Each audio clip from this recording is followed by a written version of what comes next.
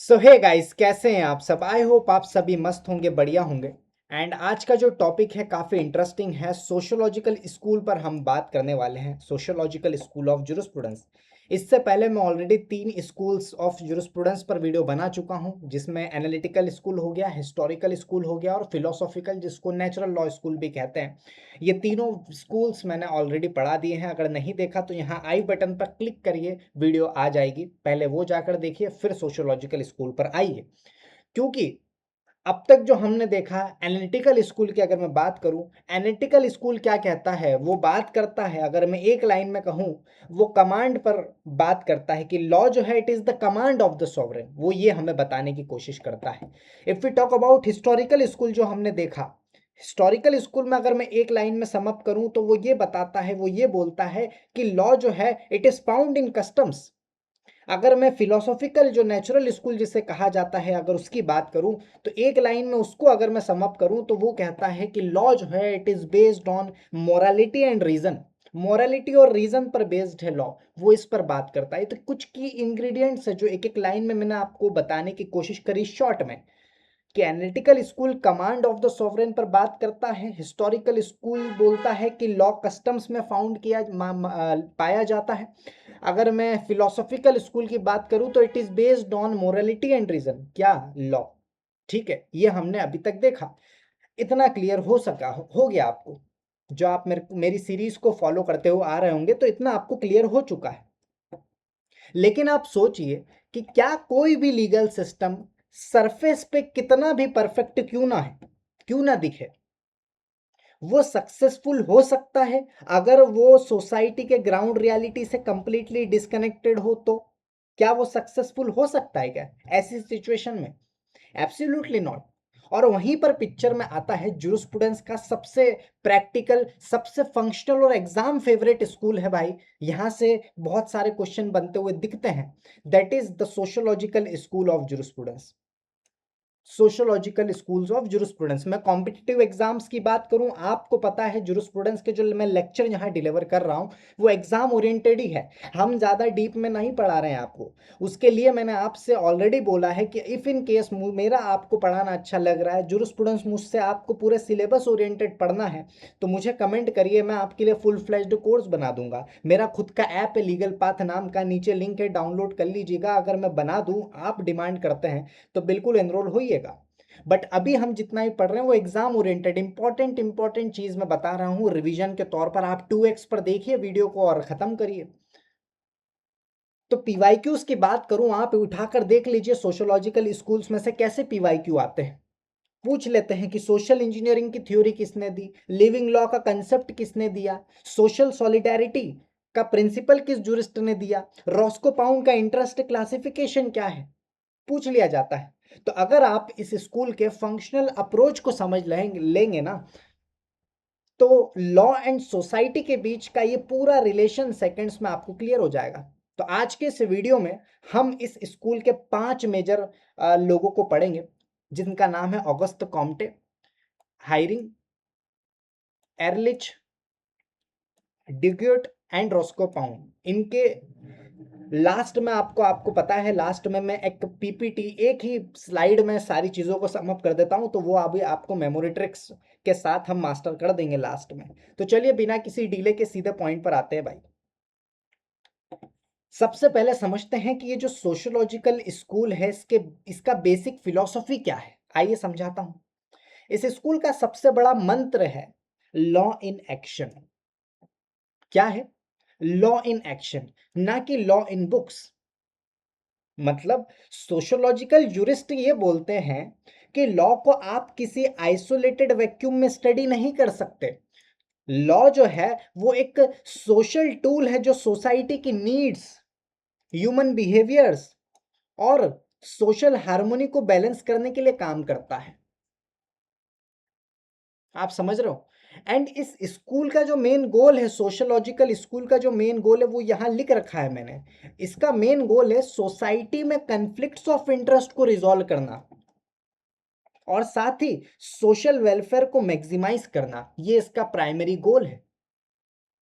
ठीक है, इस स्कूल से रिलेटेड तीन मेजर टाइटल्स डायरेक्ट एग्जाम में आते हैं, ये अभी मैं आपको बताऊंगा। पहले मैं इसको वापस रिपीट कर दूं, क्या मैंने समझाने की कोशिश करी।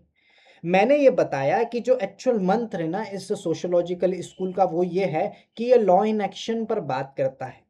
आपको जो लॉ लिखे गए हैं वो सिर्फ किताबों में लिखे गए हैं उससे डील नहीं करता, ये लॉ इन एक्शन पर भी बात करता है कि आज की तारीख में सोसाइटी में वो लॉ कैसे अप्लाई हो रहा है, law in action daily life में कैसे वो डील हो रहा है वहां पर।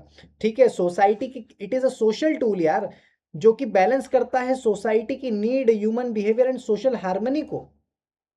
इसको आप जो है आइसोलेटेड वैक्यूम में नहीं पढ़ सकते, it can not be studied in an isolated vacuum. हमें लॉ इन एक्शन पर यहाँ पर इसका मेन मंत्र देखना है, यही वो इसका मेन मोटो है।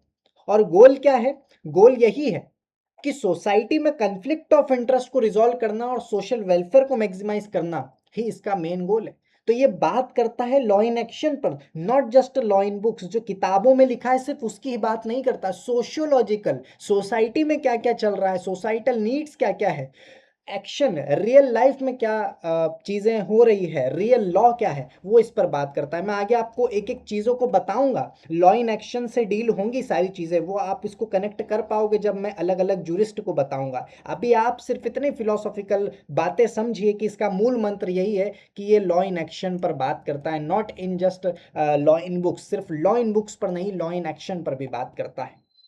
साथ में मैंने इसका आपको प्राइमरी गोल भी बता दिया जो आपको क्लियर हुआ होगा। आगे मैंने ये कहा कि इस स्कूल से रिलेटेड आपको तीन मेजर टाइटल्स डायरेक्ट एग्जाम में मिलते हैं, तो मैंने यहां पर ही आपको बता दिया, इसको नोट कर लेना, कंफ्यूज मत होना, इसको नोट कर लो। फाउंडर ऑफ सोशियोलॉजिकल स्कूल कौन है भाई? तो याद रखना ऑगस्ट कॉम्टे है। Father of modern sociological jurisprudence कौन है भाई? रुडोल्फ वॉन हायरिंग है।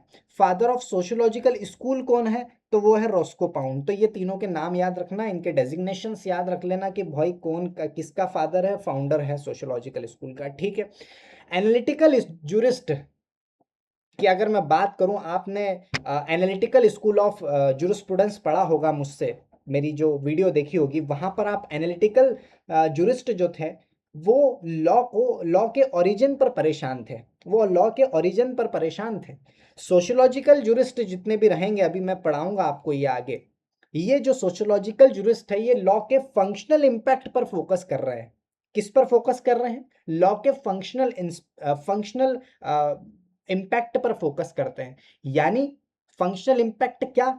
कि भाई लॉ जो है, जो कानून है, वो सोसाइटी में अप्लाई होने के बाद काम कैसे कर रहा है, वो इस पे फोकस कर रहे हैं सोशियोलॉजिकल के जूरिस्ट। जब भी तो यहाँ पर लिख रखा है लॉ इन एक्शन, भाई मतलब सोसाइटी में अप्लाई होने के बाद लॉ कैसा काम कर रहा है, इन एक्शन हम देखना चाह रहे हैं। यही तो इसका मूल मंत्र मैंने इसलिए बताया कि ये सिर्फ किताबों पर जो लॉ है उसकी बात नहीं करता, ये लॉ इन एक्शन पर बात करता है। जो लॉ बन गया वो अब रियल लाइफ में कैसे अप्लाई हो रहा है, कैसे काम कर रहा है, उस पर ये डील कर रहे हैं आगे के जूरिस्ट जो सोशियोलॉजिकल के हैं, जो अभी हम पढ़ेंगे। इतनी आपको इसका क्लियर हुआ मेन गोल क्या है, sociological jurisprudence school of jurisprudence क्या कहना चाह रहा है, इसका बेसिक फिलॉसफी क्या है। आई होप क्लियर हुआ होगा। आगे बढ़ते हैं, बात करते हैं इस स्कूल के बेस मेकर्स की भाई, जिसमें पहले आते हैं ऑगस्ट कॉम्टे। ऑगस्ट कॉम्टे आते हैं और रेडोल्फ वॉन हियरिंग हायरिंग आएंगे। ये आगे मैं ये रहे, इसको भी हम पढ़ेंगे। सबसे पहले ऑगस्ट कॉम्टे की बात करें, ऑगस्ट कॉम्टे जो है वो फादर ऑफ सोशियोलॉजी और फाउंडर ऑफ सोशियोलॉजिकल स्कूल इनको माना जाता है, फाउंडर ऑफ सोशियोलॉजिकल स्कूल के लिए भी इनको माना जाता है। कॉम्टे की अगर बात करें तो अगस्त कॉम्टे ने पॉजिटिविज्म को सोशल साइंस में अप्लाई किया। किस पर अप्लाई किया? सोशल साइंस में अप्लाई किया। और कहा, क्या कहा? कि सोसाइटी जो है, सोसाइटी एक ऑर्गेनिज्म की तरह होती है। किसकी तरह होती है सोसाइटी? किस पर बात कर रहे हो? सोसाइटी पर बात कर रहे हैं, और उसको वो ऑर्गेनिज्म की तरह होती है सोसाइटी, वो ऐसा कह रहे हैं। किसकी तरह होती है? ऑर्गेनिज्म की तरह होती है, जिसको साइंटिफिकली स्टडी किया जा सकता है। साइंटिफिकली सोसाइटी को, इन शॉर्ट ये कह रहे हैं कि साइंटिफिकली सोसाइटी को स्टडी किया जा सकता है। उन्होंने बताया, किन्होंने बताया? अगस्त कॉम्टे ने बताया कि लॉ और सोसाइटी आपस में डीपली इंटरकनेक्टेड है भाई। Law and society are deeply interconnected. ये ऑगस्ट कॉम्टे ने इतनी बात कही, क्लियर है। लेकिन दोस्तों इस स्कूल को एक्चुअल मोमेंटम किसने दिया? रोडोल्फ वॉन आयरिंग ने दिया। एक्चुअल मोमेंटम, सोशियोलॉजिकल स्कूल को एक्चुअल मोमेंटम किसने दिया? ये आयरिंग ने दिया, जिन्हें father of modern sociological jurisprudence कहा जाता है। ठीक है, ये मैंने 3 टाइटल्स आपको बता ही दिए। ठीक है, इनको क्या कहा जाता है? Father of modern sociological jurisprudence कहा जाता है। तो आयरिंग क्या है? आयरिंग ने क्या कहा? आयरिंग ने लॉ को डिफाइन करते हुए कहा, क्या कहा? कि law is a means to an end. ये उन्होंने लॉ को डिफाइन करते हुए कहा। अब यहां एंड लिखा है, एंड। यहां एंड का मतलब क्या है? एंड का मतलब है सोशल पर्पस। लिख देता हूं, क्या है? Social purpose. एंड का मतलब है यहां पर सोशल पर्पस। मतलब हायरिंग के अकॉर्डिंग, आयरिंग जी के अकॉर्डिंग, कानून जो लॉ है उसका प्राइमरी पर्पस होता है सोसाइटी के इंटरेस्ट को प्रोटेक्ट करना। Law's primary purpose is to protect society's interest, और साथ ही इंडिविजुअल डिजायर्स को सोशल वेलफेयर के साथ बैलेंस करना। ये लॉ का प्राइमरी पर्पस होता है। किन्होंने कहा? आयरिंग ने कहा। उन्होंने बोला कि भाई बिना किसी सोशल पर्पस के कोई भी कानून, कोई भी लॉ मीनिंगफुल नहीं हो सकता। ये आयरिंग का कहना था। और इनकी बुक है, बहुत मशहूर बुक है, नाम याद रखना बुक का आ जाता है, law as a means to an end. ये इनकी किताब का नाम है। ठीक है, तो ऑगस्ट कॉम्टे ने क्या बोला, आयरिंग ने क्या बोला, क्लियर हुआ। इसके बाद आते हैं दो बहुत आइकॉनिक थिंकर्स, जिनका कंसेप्ट हर अल्टरनेटिव ईयर्स में पूछ लिया जाता है एग्जाम्स में। यूगन एरलिच इनका नाम है। एरलिच ने दी मशहूर थ्योरी लिविंग लॉ। इन्होंने कौन सी थ्योरी दी? लिविंग लॉ नाम की थ्योरी दी। याद रखना किसने दी, नाम आ जाते हैं, 4 जूरिस्ट के नाम दे देंगे, इसमें एरलिच पे आपको टिक करना है। एरलिच ने दी मशहूर थ्योरी ऑफ लिविंग लॉ। अब ये लिविंग लॉ क्या कहना चाह रहा है? लिविंग लॉ जो इन्होंने दिया ये क्या है? इनका कहना है, एरलिच ने कहा कि जो लॉ कोड बुक्स हो गए, स्टैट्यूट्स हो गए, कोर्ट्स के जजमेंट्स हो गए, इनमें जो भी लिखा है, इनमें जो भी लिखा होता है, वो एक्चुअल लॉ का सिर्फ एक छोटा हिस्सा होता है। It is only a small fraction of actual law. एक एक्चुअल लॉ का सिर्फ एक छोटा सा हिस्सा होता है। क्या? जो भी चीज है, what is written in code books, जो भी चीज कोड बुक्स में लिखी है, जो भी चीज स्टैट्यूट्स में लिखी है, जो भी चीज कोर्ट्स के जजमेंट्स में लिखा है, वो सारी लिखी हुई चीज एक सिर्फ small fraction of actual law है। वो एक्चुअल लॉ का सिर्फ एक छोटा सा पार्ट है, छोटा सा हिस्सा है। कौन कह रहे हैं? एलिच कह रहे हैं। तो ये सिर्फ small fraction of actual law है। If we talk about real law, तो रियल लॉ क्या है? Real law is what people actually practice and obey in their daily social life. आप समझ रहे हो बात को? रियल लॉ वो है जो लोग हैं वो अपनी डेली सोशल लाइफ में एक्चुअली प्रैक्टिस और ओबे करते हैं। और इसी को तो उन्होंने लिविंग लॉ बोला, इसी को उन्होंने लिविंग लॉ बोला। तो थ्योरी ऑफ लिविंग लॉ क्या कहती है? वो यही कहती है कि जो भी चीजें इन सब में लिखी है वो तो एक एक्चुअल लॉ के स्मॉल फ्रैक्शन है। वहीं रियल लॉ जो है वो ये होता है, रियल लॉ वो है जो लोग अपनी डेली सोशल लाइफ में एक्चुअली प्रैक्टिस और ओबे करते हैं, लिविंग लाइफ। आप समझ रहे हो? इसी को तो लिविंग लॉ कहा उन्होंने। Real law is what people actually practice and obey in their daily social life, that is a living law. इसी को लिविंग लॉ इन्होंने कहा। तो यही थ्योरी है लिविंग लॉ की। किसने दी? एरलिच ने दी। एरलिच का क्लियर डिक्टम क्या रहा? The centre of gravity of legal development lies not in legislation. Legal development का सेंटर ऑफ ग्रेविटी जो है, it does not lie, it lies not in legislation. वो लेजिस्लेशन पर नहीं दिखती है, आपको लाई नहीं करती है। नॉर इन जुडिशियल साइंस, ना ही जुडिशियल साइंस में लाई करती है, ना ही जुडिशियल डिसीजंस पर लाई करती है। बट कहां लाई करती है? In society itself. But in society itself. The center of gravity of legal development lies not in legislation, not in judicial science, nor in judicial decisions, but in society itself. ये Ilyich का कहना है, और यही आपको समझ में आ रहा होगा, लिविंग लॉ कहीं ना कहीं इससे कनेक्टेड बातें हो रही है, तो थ्योरी ऑफ लिविंग लॉ है भाई। दूसरे जूरिस्ट आते हैं डिग्विट, लियोन डिग्विट आते हैं, जिन्होंने दी आइकॉनिक भाई डॉक्ट्रिन ऑफ सोशल सॉलिडारिटी इन्होंने दिया। डॉक्ट्रिन ऑफ सोशल सॉलिडारिटी किसने दी? डिग्विट ने दी। क्वेश्चन आ जाएगा। तो डिग्विट जो है, इन्होंने नेचुरल लॉ की अगर मैं बात करूं, सॉवरेन स्टेट की बात करूं, इंडिविजुअल राइट्स की बात करूं, तो इस फ्रेंच स्कॉलर ने इन सबको रिजेक्ट कर दिया। नेचुरल लॉ को भी रिजेक्ट कर दिया, सॉवरेन स्टेट को भी रिजेक्ट कर दिया, इंडिविजुअल राइट्स को भी रिजेक्ट कर दिया, सभी को रिजेक्ट कर दिया। और रिजेक्ट करते हुए उन्होंने कहा कि सोसाइटी में ह्यूमन बींग्स एक दूसरे पर कंप्लीटली इंटरडिपेंडेंट होते हैं। आप भी इस चीज से मानते हो कि नहीं, कि ह्यूमन बींग्स, सोसाइटी की बात करूं, समाज में ह्यूमन बींग्स जो हैं, जो लोग हैं, दैट आर कंप्लीटली इंटरडिपेंडेंट, एक दूसरे पे डिपेंडेंट है वो। नो वन सर्वाइव्स अलोन, ठीक है, कोई भी इंसान अकेला सर्वाइव नहीं कर सकता, एंड नहीं कर सकता, तो इसी को हम म्यूचुअल इंटरडिपेंडेंस कह रहे हैं। इसी म्यूचुअल इंटरडिपेंडेंस और कॉपरेशन को ही उन्होंने सोशल सॉलिडारिटी कहा। सोशल सॉलिडारिटी इसी को तो कहा, किसने? डिग्विट ने, कि हम कंप्लीटली इंटरडिपेंडेंट रहते हैं, कोई अकेले तो सरवाइव करने से रहे, और हम एक म्यूचुअल एक दूसरे पे निर्भर रहते हैं, कॉपरेशन से रहते हैं, कॉपरेट करके अपना जीवन व्यापन करते हैं समाज में। और ये जो हम कर रहे हैं, इसी को तो सोशल सॉलिडारिटी कहा, इसी को सोशल सॉलिडारिटी कहते हैं, डिग्विट ने समझाया। तो डॉक्ट्रिन ऑफ सोशल सॉलिडारिटी किसने दी? डिग्विट ने दी। और ये क्या होती है, ये आपको समझ में आ गई। It is the mutual interdependence and cooperation, इसी को हम सोशल सॉलिडारिटी कहते हैं। डिग्विट के अकॉर्डिंग कानून जो है, जो लॉ है, उसका सिर्फ एक ही टेस्ट है।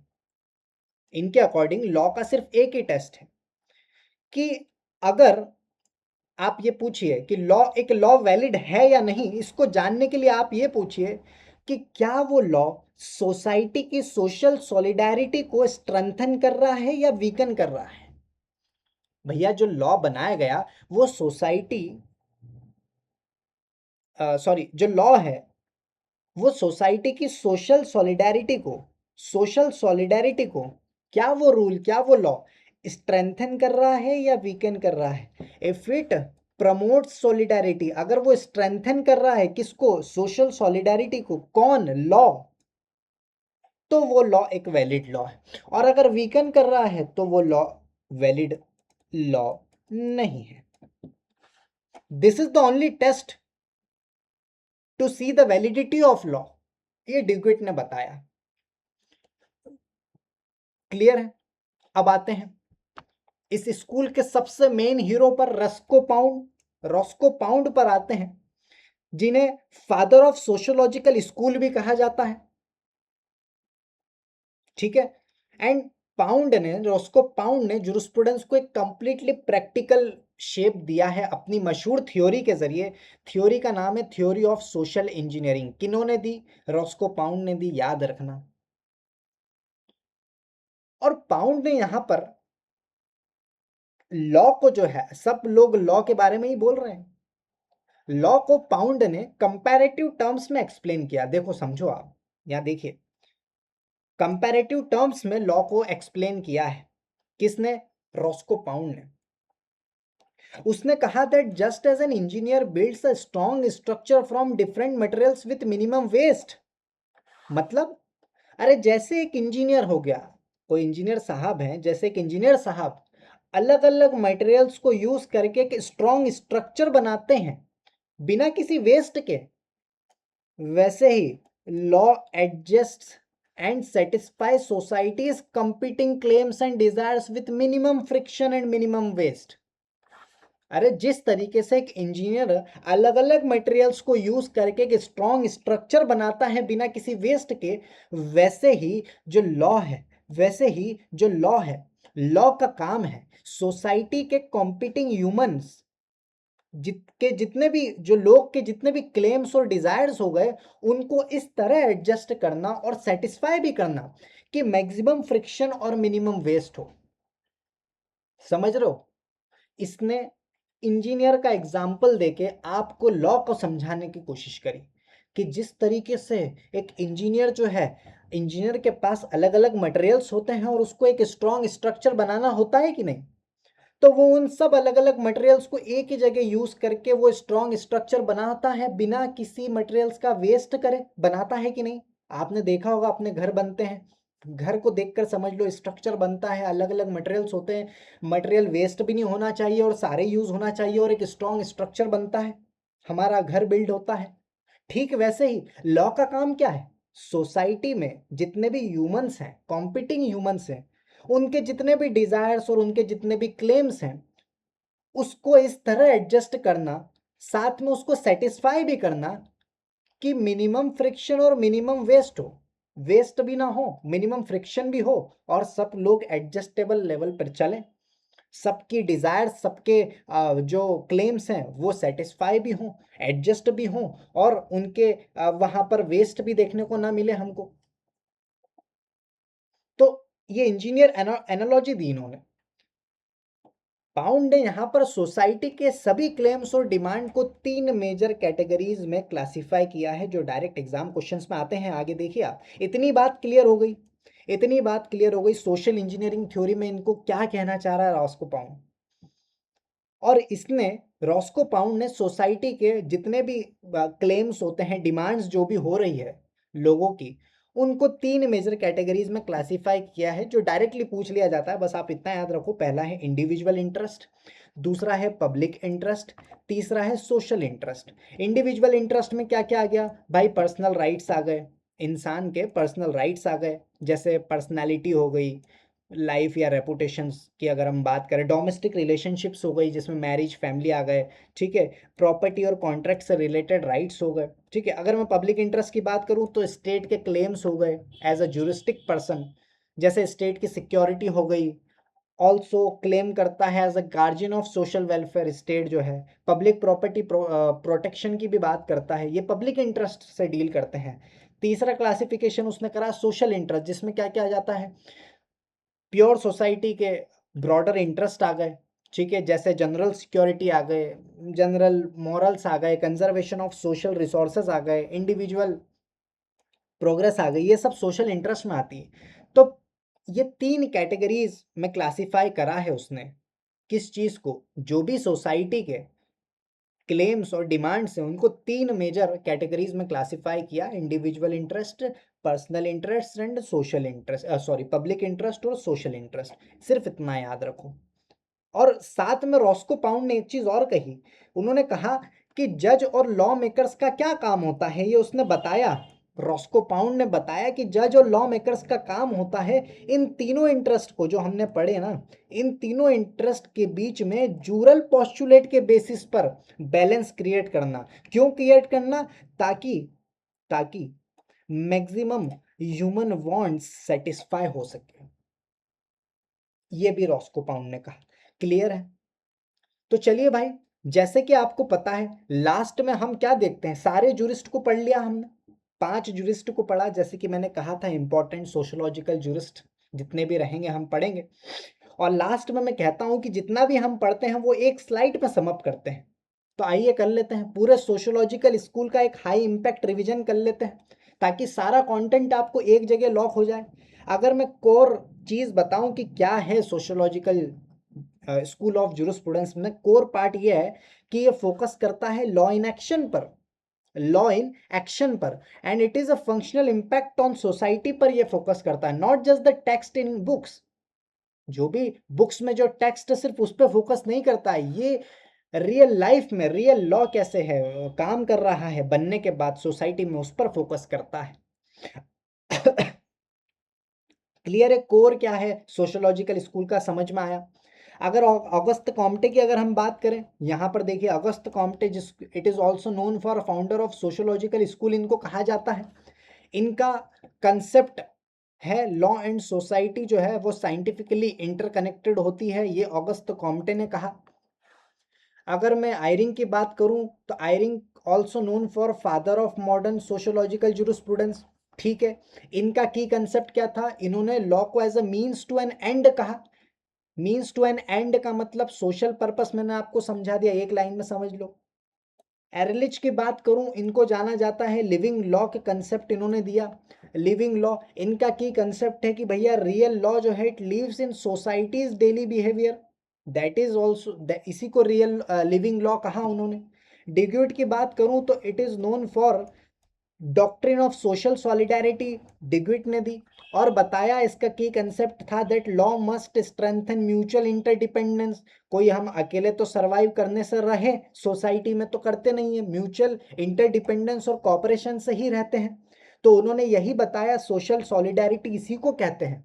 और अगर एक लॉ को वैलिड लॉ देखना है कि लॉ एक वैलिड है या नहीं, तो आप यही देखो कि सोसाइटी में जो सोशल सॉलिडारिटी है, सोसाइटी में जो लॉ है वो सोशल सॉलिडारिटी को स्ट्रेंथन कर रहा है या वीकन कर रहा है। अगर वीकन कर रहा है तो वो लॉ वैलिड नहीं है, अगर स्ट्रेंथन कर रहा है, प्रमोट कर रहा है सोशल सॉलिडारिटी को, तो वो एक वैलिड लॉ है, ये डिग्यूट ने कहा। अगर मैं रॉस्को पाउंड की अगर बात करूं तो it is known for father of sociological school. ठीक है, और इनका की कंसेप्ट क्या है, इन्होंने सोशल इंजीनियरिंग थ्योरी दी जिसने इंडिविजुअल पब्लिक सोशल इंटरेस्ट के बीच बैलेंस क्रिएट करने की कोशिश करी, बताने की कोशिश करी भाई। क्लियर है भाई, ये आपको सब कुछ समझ में आ गया होगा। आई होप आपको सारे चीज़ें जूरिस्ट ने क्या क्या कहा, इंपॉर्टेंट बात क्या थी वो समझ में आई होगी। आई होप आपको सोशियोलॉजिकल स्कूल के और साथ में रॉस्को पाउंड्स के सोशल इंजीनियरिंग का ये जो कंप्लीट फंक्शनल फ्रेमवर्क जो है वो आपको क्रिस्टल क्लियर हुआ होगा। अगर आपने analytical school, historical school, philosophical school और सोशियोलॉजिकल स्कूल की इन चारों स्कूल्स के हमारे वीडियो लेक्चर्स अगर फॉलो किए हैं तो जूरिस्प्रूडेंस के मेजर स्कोरिंग एरियाज आपके टिप्स पर हैं। अगर आपको मेरा ये structured exam oriented teaching style helpful लगा होगा तो वीडियो को लाइक ज़रूर करना, दोस्तों के साथ शेयर करिए, चैनल को सब्सक्राइब करके बेल आइकन प्रेस कर दो ताकि रियलिस्ट स्कूल और कंपैरेटिव जूरिस्प्रूडेंस के अपकमिंग ब्रेकडाउन लेक्चर्स आपके मिस ना हो। अपने डाउट्स और सजेशंस नीचे कमेंट्स में बताओ, पढ़ते रहो और एक्सेल करते रहो। See you in the next class. मैं हूं एडवोकेट पद्मनाभ शर्मा, मिलते हैं नेक्स्ट वीडियो में, तब तक के लिए जय हिंद, जय Bharat. Thank you so much.